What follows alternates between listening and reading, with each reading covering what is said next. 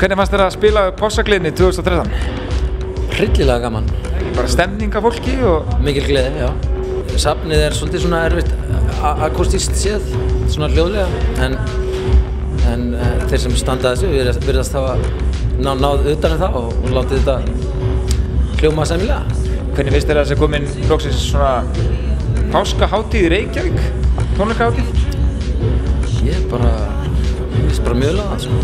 Það frábært að sé svona margt í gangi og þetta virðist vera að ganga upp. Það er nóg af fólki í bænum með það. Hvað er framöndan hjá þér?